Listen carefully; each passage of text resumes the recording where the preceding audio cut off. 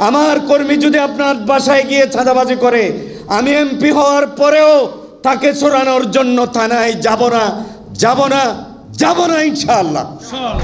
রাজনীতি ইবাদত তখনই হবে যখন আপনি আল্লাহর নির্দেশিত পন্থায় আল্লাহকে ভয় করে, আল্লাহর কাছে জবাবদিহিতার অনুভূতি নিয়ে আল্লাহর কাছে যেতে হবে এই চেতনা নিয়ে, স্রষ্টার কাছে জবাবদিহিতার অনুভূতি নিয়ে যখন আমরা কাজ করব, তখন এই রাজনীতি এটা কোনো সাধারণ রাজনীতি নয়, এটা হয় ইবাদতের রাজনীতি।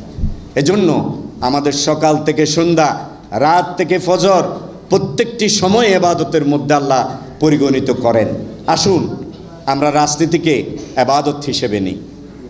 আমরা যদি ইবাদতের রাজনীতি করতে পারি, আমরা যদি আল্লাহকে জবাবদিহিতার রাজনীতি করতে পারি, আমরা যদি চাই এই দেশে হিন্দু, বৌদ্ধ, খ্রিস্টান, মুসলিম সবাই ধর্ম বর্ণ নির্বিশেষে কেউ সংখ্যালঘু সংখ্যাগুরু নয়, আমাদের পরিচয় আমরা বাংলাদেশি, আমাদের পরিচয় আমরা বাংলাদেশি, চাকমারা বাংলাদেশি, মারমারা বাংলাদেশি, সে তার ভাষা মারমার হতে পারে, চাকমা ভাষা হতে পারে, সেই জাতীয়তার ভিত্তিতে সে বাংলাদেশি। এই বাংলাদেশি ছোট্ট একটি ভূখণ্ড, অস্ট্রেলিয়াতে 56,000 বর্গমাইলের বেশি এলাকা এমন আছে যেখানে কোনো মানুষই নাই। আমরা এই ছোট্ট একটা ভূখণ্ড, 18 কোটি 20 কোটি মানুষের বসবাস, এই বাংলাদেশকে আমরা সোনার বাংলাদেশে পরিণত করতে পারি যদি সঠিক নেতৃত্ব হয়।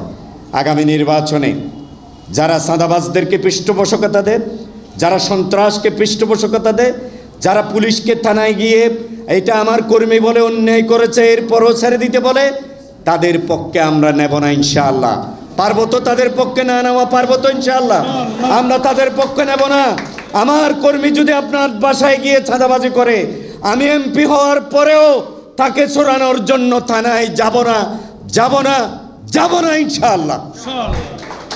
এইভাবে যদি আমরা আমাদের রাজনীতিকে যদি গুছাতে পারি, তাহলে এই দেশ হবে সোনার দেশ।